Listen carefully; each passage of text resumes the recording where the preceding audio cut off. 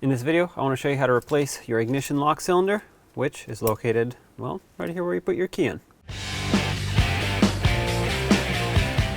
Take your keys, put them in the ignition, turn it to the on position, and then use a pick, go through this hole here, and you're going to have to find the little pin that locks in the ignition cylinder. There we go. You want to push on this pin right here. That's what you're aiming for.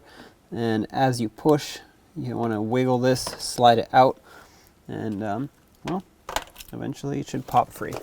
Now you would take your ignition switch, make sure it's facing the right way. This little detent pin at the bottom. It also has these grooves here that need to line up. Press it in all the way. As you can see, it doesn't come back out. That's how you know it's locked in. Shut it off and pull the key out. Now, because this truck has an immobilizer, when you use new keys, you're going to have to get them programmed. So yes, the ignition will turn, but it's not going to start the engine.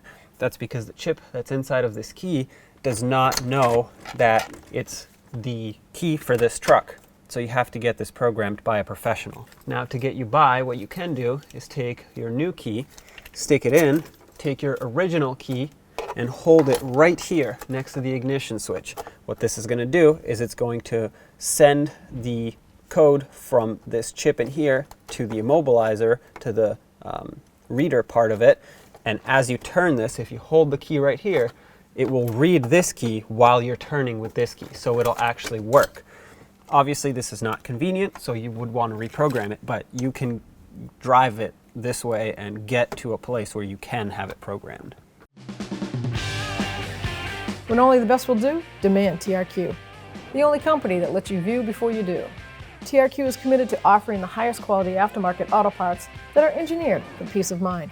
Thanks for using and viewing with TRQ.